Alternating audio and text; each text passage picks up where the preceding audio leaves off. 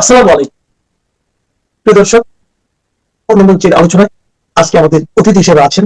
আসসালামু আলাইকুম দর্শক, চিন্তা করুন, গত 18 মাস ধরে তুমুল ভারত বিরোধিতার নামে যে ক্ষেত্র বিশেষে নারকীয় তাণ্ডব চলেছে এই বাংলাদেশে, সেই ভারতের প্রধানমন্ত্রী যদি বাংলাদেশে যে নতুন সরকার গঠন হতে যাচ্ছে সেই সরকারের শপথ অনুষ্ঠানে উপস্থিত থাকেন, তাহলে বিষয়টি কেমন হতে পারে? নিঃসন্দেহে এটি ইতিবাচক দিক, কিন্তু যারা বিরোধিতা করছিলেন, প্রধানমন্ত্রী হিসেবে তারেক রহমানের শপথ অনুষ্ঠানকে স্মরণীয় করে রাখতে নানান ধরনের আয়োজন চলছে এবং সেটাই স্বাভাবিক। তারই অংশ হিসেবে ভারতের প্রধানমন্ত্রী নরেন্দ্র মোদীকেও শপথ অনুষ্ঠানে উপস্থিত থাকার জন্য আমন্ত্রণ জানানোর একটা পরিকল্পনা বিএনপির পক্ষ থেকে রয়েছে। শুধু নরেন্দ্র মোদীই নন, সম্ভবত আমাদের যে প্রতিবেশী রাষ্ট্রগুলো রয়েছে তার সরকার প্রধান বা রাষ্ট্রপ্রধানদের অনেককেই আমন্ত্রণ জানানো হতে পারে। তবে নরেন্দ্র মোদীর বিষয়টি নিশ্চিত করেছেন তারেক রহমানের উপদেষ্টা মিস্টার হুমায়ুন কবির। ভারতীয় সংবাদ মাধ্যম WION-কে দেওয়া একটা সাক্ষাৎকারে তিনি এই বিষয়টি জানিয়েছেন। প্রশ্ন হচ্ছে যে, যদি সত্যিই নরেন্দ্র মোদী উপস্থিত থাকেন এই অনুষ্ঠানে, তাহলে যারা তুমুল বিরোধিতা করে আসছিল এই 18 মাস, ভারত বিরোধী রাজনীতিকে পুঁজি করে বাংলাদেশকে উল্টে পাল্টে দিচ্ছিল, সাথে ভারতকে উল্টে পাল্টে দিচ্ছিল, কি করবে তারা? আসছি সে বিষয়ে। আমরা জানি যে বিএনপির ভূমিধস বিজয়ের পরপরই শুক্রবার ভোরে ঘুম থেকে উঠেই টুইট করলেন নিজের অ্যাকাউন্ট থেকে নরেন্দ্র মোদী, বিএনপিকে শুভেচ্ছা জানালেন, শুভকামনা জানালেন এবং বাংলাদেশ ভারতের যেই সম্পর্ক সেটি আগামী দিনে অন্যরকম একটা মাত্রায় নিয়ে যাওয়ার আশাবাদ ব্যক্ত করলেন। এমনকি তিনি ইনক্লুসিভ বাংলাদেশ দেখতে চেয়েছেন, অর্থাৎ সেটি অবশ্যই আওয়ামী লীগকে মিন করে বলতে চেয়েছেন, বোঝাতে চেয়েছেন যে সব দলের সমন্বয়ে একটি গণতান্ত্রিক বাংলাদেশ অগ্রযাত্রা তিনি দেখতে চান, এমনটাই মিন করেছেন। পরবর্তীতে আমরা দেখলাম যে তিনি তারেক রহমানকে ফোনও দিলেন সরাসরি এবং তিনি তার বার্তায় ভারত এবং বাংলাদেশের বহুমাত্রিক সম্পর্ক আরও শক্তিশালী করতে নতুন সরকারের সঙ্গে ভারত সরকারের কাজ করার আগ্রহ কথা তিনি জানালেন। এবং এটি যে বিএনপির যে ভূমিধস বিজয়, এর পরেই যে ভারতের এমন প্রতিক্রিয়া তা কিন্তু নয়। আমরা তো জানি যে এর আগে থেকেই বিএনপির প্রতি ভারতের একটি প্রচ্ছন্ন সমর্থন তারা ব্যক্ত করেছে সরাসরি। তারেক রহমানের দেশে ফিরে আসার বিষয়ে ভারতের একটি সহযোগিতা ছিল বলে অনেকে মনে করেন। এমনকি এই যে নির্বাচনটি হয়ে গেল, সেই নির্বাচনেও ভারতের একটি প্রভাব কাজ করেছে বলে অনেকেই মন্তব্য করছেন। কিন্তু প্রশ্ন হচ্ছে, মোদী কি সত্যিই আসবেন তারেক রহমানের শপথ অনুষ্ঠানে প্রধানমন্ত্রী হিসেবে? যদি আসেনও বা ঘন্টা দুয়েকের ঝটিকা সফরে, তাতে নিশ্চয়ই অবাক হওয়ার কিছু থাকবে না। তার কারণ নরেন্দ্র মোদী অনেক কিছুতেই চমক দেখাতে অভ্যস্ত। কিন্তু যে বিষয়টি বলছিলাম যে জামাত, এনসিপি, হেফাজতে ইসলাম, তাদের প্রতিক্রিয়াটা কেমন হবে? আমাদের তো নিশ্চয়ই ভুলে যাওয়ার কথা নয়, যখন 2021 সালে আওয়ামী লীগ ক্ষমতায় ছিল, তখন আমাদের স্বাধীনতার সুবর্ণ জয়ন্তী অনুষ্ঠানে আরও অনেক দেশের বা রাষ্ট্রের সরকার প্রধান কিংবা রাষ্ট্রপ্রধানদের সাথে নরেন্দ্র মোদীও বাংলাদেশে এসেছিলেন। তখন তার আশা ঠেকাতে অথবা তার বাংলাদেশ সফরের প্রতিবাদে হেফাজতে ইসলামের যেই বিক্ষোভ কর্মসূচি এবং সেটিকে ঘিরে যে নারকীয় তাণ্ডব নিশ্চয়ই আমাদের মনে আছে। কয়েকজন মানুষ নিহত হলেন। তারা এখন কি করবে? আমার মনে হয় না তারা কিছু করবে, করার কথা নয়। তার কারণ আমরা তো জানি যে ভারতের সঙ্গেও তলে তলে যোগাযোগ রাখছিল জামাতে ইসলাম। জামাতের আমির মিস্টার শফিকুর রহমান সাহেবের সঙ্গে ভারতের কূটনীতিক অথবা গোয়েন্দা সংস্থার সদস্যরা গোপন বৈঠক করেছেন, এমন খবর রয়টার্সে উঠে এলো এবং রয়টার্সের প্রশ্নের ভিত্তিতে জামাতের আমির স্বীকার করতে বাধ্য হলেন সেটি গোপন রাখা হয়েছিল। এবং আরও বড় বিষয় হচ্ছে যে, খেয়াল করার মতো বিষয়, নির্বাচনের আগে আগে কিন্তু ভারত বিরোধী যে জোরালো স্লোগান আমরা গত 18 মাস ধরে দেখে এসেছি, সেটি নির্বাচনের আগে তেমন কিছু ছিল না।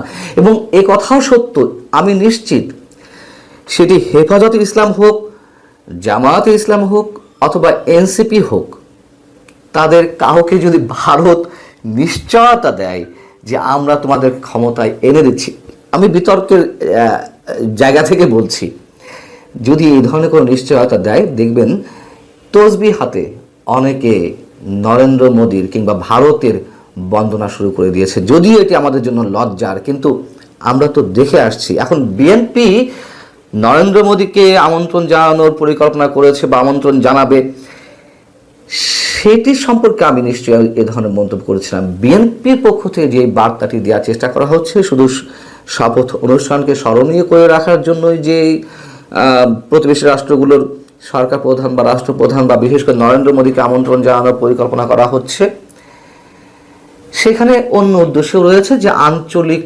রাষ্ট্রগুলোর সাথে বা প্রতিবেশী রাষ্ট্রগুলোর সাথে যে আঞ্চলিক স্থিতিশীলতা বজায় রাখার একটা চেষ্টা, সেই বার্তাটিও বিএনপি পক্ষ থেকে দেওয়ার একটি লক্ষ্য রয়েছে।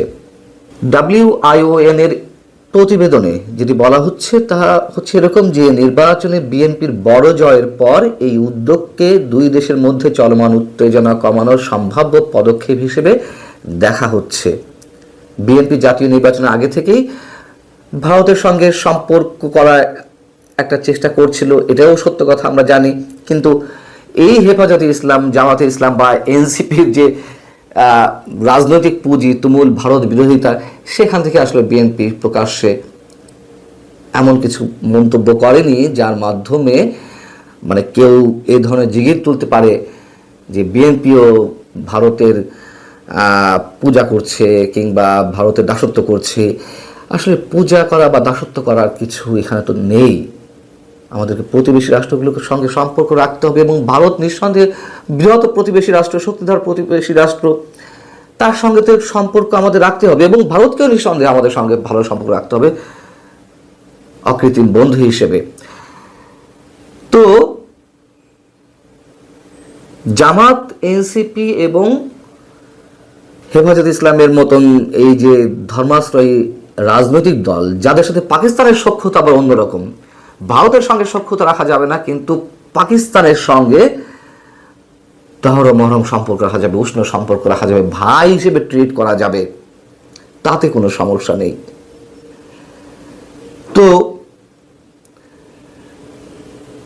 হুমায়ুন কবির বলছেন WION কে, আঞ্চলিক বিষয়গুলো নতুন সরকারের জন্য অত্যন্ত গুরুত্বপূর্ণ। নতুন সরকার আঞ্চলিক সহযোগিতার ক্ষেত্রে একটি ভারসাম্যপূর্ণ নীতি গ্রহণ করতে চায় এবং আমরা যতদূর জেনেছি যে 17 তারিখের দিকে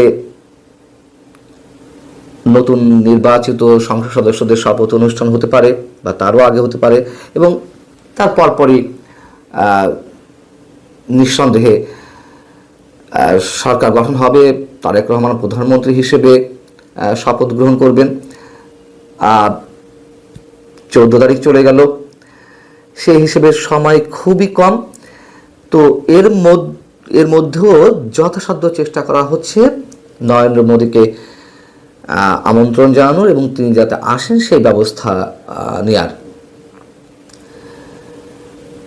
তবে এটুকু নিশ্চিত যে নরেন্দ্র মোদী যদি নাও আসতে পারে, এটুকু আমিও আমার জায়গা থেকে যেটুকু জানি, ভারত সরকারের উচ্চ পর্যায়ের কোনো প্রতিনিধিকে এই শপথ অনুষ্ঠানে থাকার জন্য এক ধরনের সিগন্যালও পাওয়া গেছে বা ভারত সরকার সিগন্যাল দিয়েছে তাদের যারা এই ধরনের আয়োজন করবে তাদের প্রতি। এর আগে আমরা জানি যে খালেদা জিয়ার অন্ত্যেষ্টিক্রিয়ার অনুষ্ঠানে জয়শঙ্কর এলেন, একটা প্রচ্ছন্ন বার্তা দিয়ে গেলেন বিএনপির প্রতি, সেটিও নিশ্চয়ই অনেক গুরুত্বপূর্ণ ছিল। মোদ্দা কথা, এই যে কথায় কথায় ভারত বিরোধিতা, ভারতের কোনো অন্যায় আচরণ থাকলে তার বিরোধিতা আমরাও করেছি, ভবিষ্যতেও করব, কিন্তু যারা ভারতকে পাশ কাটিয়ে পাকিস্তানের দয়া দাক্ষিণ্য কিংবা পাকিস্তানের প্রতি প্রেম ভালোবাসায় উদ্বেলিত হয়ে ওঠেন, সেটাই বরং আমাদের জন্য সন্দেহের, অনেক বেশি সন্দেহের। ভালো থাকুন সবাই। আল্লাহ হাফেজ। আসসালামু আলাইকুম। খুব স্বাভাবিকভাবেই মানুষের এখন তুমুল দৃষ্টি বিএনপির নতুন মন্ত্রিসভায় কারা স্থান পেতে যাচ্ছেন, তার চেয়েও সম্ভবত মানুষের কাছে অন্যতম একটি আকর্ষণীয় বিষয় রাষ্ট্রপতি পদে কে বসতে যাচ্ছেন। যেহেতু রাষ্ট্রপতির পদ নিয়ে অনেক আগেই থেকেই অনেক ধরনের গুঞ্জন মানুষের মধ্যে রয়েছে এবং সেই গুঞ্জনের বাস্তবায়ন ঘটে কিনা সেটি মানুষ দেখার অপেক্ষায় রয়েছে। নিশ্চয় বুঝতে পারছেন যে কার কথা বলছি।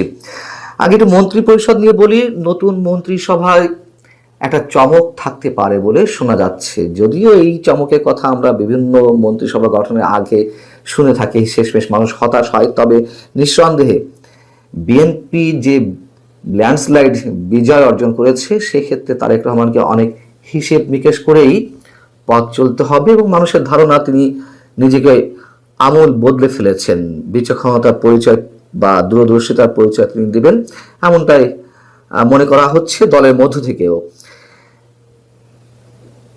চমকের ক্ষেত্রে যদি শোনা যাচ্ছে যে প্রথম পর্যায়ে 20 থেকে মাত্র 22 জন থাকতে পারেন এই সভাতে, এই মন্ত্রী পরিষদে, এবং নিঃসন্দেহে দক্ষ এবং অভিজ্ঞদের নিয়ে এই মন্ত্রী পরিষদ সাজানো হবে। তার মধ্যে 2001 থেকে 2006 সালের যে বিএনপি জামাত জোট সরকার, নিঃসন্দেহে জামাত তো নয়, ওই সময়ে বিএনপির যারা মন্ত্রী ছিলেন তাদের মধ্যে যারা ক্লিন ইমেজের এবং অভিজ্ঞতার পরিচয় দিয়েছেন, তাদের মধ্য থেকে কয়েকজন এই মন্ত্রিসভায় থাকতে পারে এবং অবশ্যই যারা বিতর্কের ঊর্ধ্বে, আর সাথে 2 জন টেকনোক্র্যাট মন্ত্রী হিসেবেও যুক্ত হতে পারেন। এখন আগে একটু রাষ্ট্রপতির বিষয়টি বলে নিই। গুঞ্জন ছিল বিশেষ একজন ব্যক্তিকে নিয়ে যে তিনি রাষ্ট্রপতি হতে পারেন। তিনি হচ্ছেন বর্তমান প্রধান উপদেষ্টা ডক্টর মোহাম্মদ ইউনূস। কারণটি হচ্ছে তিনি সবসময় ক্ষমতার মধ্যে থাকতে চান, তিনি চেয়ার ছাড়তে চান না, এই ধরনের কথা রয়েছে। অনেকের ধারণা যে গণভোটটি অনুষ্ঠিত হলো বিতর্কের সঙ্গে, সেই গণভোট তো একটা বিশেষ উদ্দেশ্যকে সামনে রেখে অনুষ্ঠিত হয়েছে এবং যেখানে সবচেয়ে বড় যে বিষয়টি তা হচ্ছে প্রধানমন্ত্রী এবং রাষ্ট্রপতির মধ্যে ক্ষমতার ভারসাম্য আনা। কোনো কোনো ক্ষেত্রে প্রধানমন্ত্রীর চেয়েও রাষ্ট্রপতির ক্ষমতা এখানে অনেক বাড়ানো হচ্ছে, যদি গণভোটের যে বিষয়টি সেটি বাস্তবায়ন হয় সংস্কার প্রক্রিয়ার সঙ্গে। এবং ডক্টর মোহাম্মদ ইউনূসের একটি সুপ্ত বাসনা রয়েছে বলে অনেকেই মনে করেন। এটি আবার আলোচনায় এনেছেন ব্রিটিশ সাংবাদিক ডেভিড বার্গম্যান। তিনি তার একটি লেখাতে বলছেন যে ডক্টর ইউনূসের রাষ্ট্রপতিত্ব বাংলাদেশের জন্য যথেষ্ট উপকারী হতে পারে। তিনি নানান দিক বিশ্লেষণ করে বলছেন, কিন্তু আসলে কতটা উপকারী হতে পারে, এই 18 মাসে কি হয়েছে, ডক্টর মোহাম্মদ ইউনূস তার নিজের ইমেজটাও বা কোথায় নিয়েছেন, সেটিও ডেভিড বার্গম্যান বলছেন। তিনি বলছেন যে অনেকের সমালোচনা সত্ত্বেও তিনি আন্তর্জাতিকভাবে যথেষ্ট সম্মান অর্জন করে চলেছেন এবং অন্য কোথাও বাংলাদেশি ব্যক্তির আন্তর্জাতিক মর্যাদার তুলনা করা যায় না। মানে তার ক্ষেত্রে আমি তার এই বক্তব্যের সঙ্গে একেবারেই একমত নই। তিনি বাংলাদেশের অসংখ্য মানুষের সামনে যেভাবে তিনি নিজেকে উপস্থাপন করেছেন, বিতর্কের সাথে নিজের ব্যবসায়িক লাভ যেভাবে তিনি কষে নিয়েছেন, যেভাবে তিনি একের পর এক তার নিজের স্বার্থ হাসিল করেছেন, আমার মনে হয় এই মুহূর্তে বাংলাদেশের মানুষের কাছে তো বটেই যে তার স্থান থেকে একেবারে তার যে অবস্থান ছিল সেখান থেকে একেবারে নিজেকে নামিয়ে এনেছেন।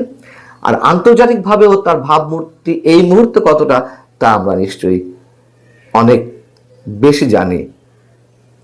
তো ডেভিড বার্গম্যান বলছেন যে এটা ঠিক, তিনি আগে যথেষ্ট সম্মানের ছিলেন অধিকাংশ মানুষের কাছে, সেটি এই মুহূর্তে এখন আর নেই। সরকার পরিচালনা করতে গিয়ে অনেক ধরনের সিদ্ধান্ত গ্রহণ প্রক্রিয়ার মধ্য দিয়ে দায়িত্বশীল ব্যক্তিরা বিতর্কের মধ্যে যান অবশ্যই, কিন্তু ওই যে বললাম ডক্টর মোহাম্মদ ইউনূস নিজের স্বার্থে যা যা করেছেন এটি আসলে কতটুকু দায়িত্বশীলতা পরিচয় দিতে পেরেছেন, অথবা দেশ পরিচালনার ক্ষেত্রে তিনি কতটা তার পারদর্শিতা পরিচয় দিয়েছেন, সেটি শুধু এখন প্রশ্ন আকারেই নয়, মানুষের কাছে স্পষ্ট। আরো অনেক বিষয় রয়েছে, সেগুলো আর এখন আলোচনায় না গেলাম। যাই হোক, তিনি একটি যে সিগনিফিকেন্ট বিষয় তুলে ধরেছেন ডেভিড বার্গম্যান, তা হচ্ছে লন্ডন বৈঠকে গত 2025 জুনে যে বৈঠকটি অনুষ্ঠিত হয়েছিল তারেক রহমানের সঙ্গে, সেখানে নাকি তারেক রহমান ডক্টর মোহাম্মদ ইউনূসকে প্রস্তাব দিয়েছিলেন বিএনপি যদি ক্ষমতায় আসে তাহলে তাকে রাষ্ট্রপতি করা হবে। আসলেই এমন কিছু দিয়েছিলেন কিনা নিশ্চিত নই আমরা, তবে গুঞ্জন একটি ছিল, এটাও সত্য কথা। কিন্তু ডেভিড বার্গম্যান বলছেন, যেটি প্রথমে বলছিলাম, যে গণভোট অনুষ্ঠিত হয়েছে তার মাধ্যমে যদি সংস্কার প্রক্রিয়া সম্পন্ন হয় সেক্ষেত্রে রাষ্ট্রপতির ক্ষমতা অনেক বেশি বেড়ে যাচ্ছে। সেই জায়গা থেকে তারেক রহমান এখন আর নিজে ইন্টারেস্টেড নন ডক্টর মোহাম্মদ ইউনূসকে কেন্দ্র করে রাষ্ট্রপতির বিষয়টি চিন্তা ভাবনা করার। এবং নিঃসন্দেহে আমি মনে করি তারেক রহমান এই ধরনের কোনো সিদ্ধান্ত নিল, অর্থাৎ ডক্টর মোহাম্মদ ইউনূসকে যদি রাষ্ট্রপতি পদে বসানোর চিন্তা ভাবনা করেন বা সিদ্ধান্ত নেন, অবশ্যই প্রথমেই অনেক বড় ভুল একটি সিদ্ধান্ত তিনি নেবেন। যদি ডক্টর মোহাম্মদ ইউনূসের বিষয়টি একেবারে বাদ দিই, তাহলে যেটি জানা যাচ্ছে দলের মধ্য থেকে রাষ্ট্রপতি পদে একাধিক ব্যক্তির নাম শোনা যাচ্ছে। তার মধ্যে এক নম্বরে রয়েছেন দলের বর্তমান মহাসচিব মির্জা ফখরুল ইসলাম আলমগীর। আরো যে দুজনের নাম শোনা যাচ্ছে সেটি হচ্ছে যে প্রবীণ নেতা, স্থায়ী কমিটির অন্যতম সদস্য, আগেও যিনি মন্ত্রী ছিলেন, ডক্টর আব্দুল মঈন খান, এবং দলের জন্য অন্যতম এক নিবেদিত প্রাণ বর্ষিয়ান নেতা, স্থায়ী কমিটির সদস্য ডক্টর নজরুল ইসলাম খান। তবে যতটুকু জানা গেছে, হয়তো নজরুল ইসলাম খানকে শেষমেশ প্রধানমন্ত্রীর বা তারেক রহমান যখন প্রধানমন্ত্রী হিসেবে ওত নেবেন তার রাজনৈতিক উপদেষ্টা হিসেবে তাকে মনোনীত করতে পারেন, আর ডক্টর আব্দুল মঈন খানকে স্পিকার হিসেবে নিয়োগ দেওয়ার সম্ভাবনা রয়েছে। মন্ত্রী পরিষদের সদস্য হিসেবে যাদের নাম শোনা যাচ্ছে মন্ত্রণালয়ের সহ, সেটি হচ্ছে যে যোগাযোগ মন্ত্রণালয়ের জন্য মির্জা আব্বাস, স্থানীয় সরকার বিষয়ক মন্ত্রণালয়ের জন্য সালাউদ্দিন আহমেদ। এটি মোটামুটি নিশ্চিত যে তিনি এটি পাবেন, আমিও মনে করি। মানে খুবই গুরুত্বপূর্ণ একটি মন্ত্রণালয় এবং দলের মধ্যে অন্যতম গুরুত্বপূর্ণ নেতা এই মুহূর্তে সালাউদ্দিন আহমেদ। আমির খসরু মাহমুদ চৌধুরীকে দেওয়া হতে পারে বাণিজ্য মন্ত্রণালয় এবং এহসানুল হক মিলনকে শিক্ষা মন্ত্রণালয়ের দায়িত্ব দেওয়া হতে পারে। নিঃসন্দেহে ডক্টর এহসানুল হক মিলন তিনি যখন শিক্ষা প্রতিমন্ত্রী ছিলেন অবশ্যই তিনি যথেষ্ট সফলতা পরিচয় দিয়েছেন, এ কথা আমাদের স্বীকার করতেই হবে।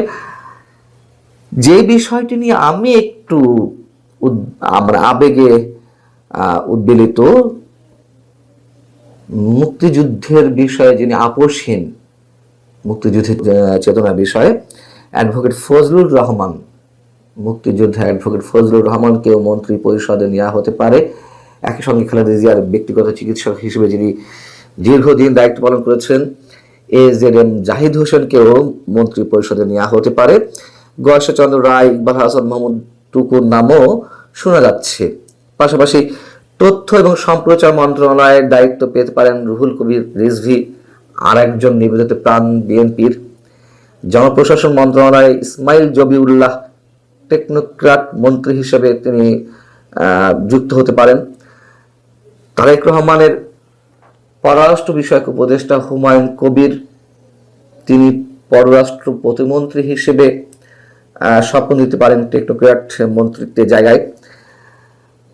আর স্বরাষ্ট্র প্রতিমন্ত্রী হিসেবে নাম শোনা যাচ্ছে শহীদুদ্দিন চৌধুরী অ্যানির নাম, সাবেক ছাত্রনেতা। নারীদের মধ্যে থেকে যার নাম শোনা যাচ্ছে তিনি হচ্ছেন নীলোফার চৌধুরী মনি, যথেষ্ট ক্লিন ইমেজের। এবার তিনি নমিনেশন চেয়েছিলেন, তিনি পাননি, এবং দলের মধ্যে বাইরে তাকে অনেক বেশি ক্লিন ইমেজের একজন ব্যক্তি হিসেবে মনে করা হয়, সাবেক সংসদ সদস্য, এবং তিনি যথেষ্ট স্পষ্টবাদী, এটি অনেকেই মনে করেন। আর আওয়ামী লীগের বিরুদ্ধে যুগপৎ আন্দোলনে যেসব দল যুক্ত ছিল বিএনপির সাথে, সেই সব দলের যারা শীর্ষ নেতা, তার মধ্যে ববি হাজাজ, আন্তালিব রহমান পার্থ, গণ অধিকার পরিষদের নুরুল হক নূর, একসময় গণ অধিকার পরিষদ করতেন, তিনি তো বিএনপিতে যোগ দিয়েছেনই, ডক্টর রেজা কিবরিয়া, মোস্তফা জামাল হায়দারের নামও আলোচনায় রয়েছে। যাদের নামই আসুক না কেন, যেহেতু তারেক রহমান এরই মধ্যে মানুষের মধ্যে তার নিজের সম্পর্কে অন্যরকম একটা ইতিবাচক ধারণা সৃষ্টি করতে পেরেছেন, সেই জায়গা থেকে তিনি বিচক্ষণতা পরিচয় দিবেন নতুন মন্ত্রী পরিষদ গঠনের ক্ষেত্রে, এটুকু মানুষ আশা করে। দেখা যাক কি হয়। রাজনীতিতে শেষ বলতে কিছু নেই, আমরা হয়তো সেদিকেই তাকিয়ে রইলাম যে কি ঘটতে যাচ্ছে। ভালো থাকুন সবাই, আল্লাহ হাফিজ।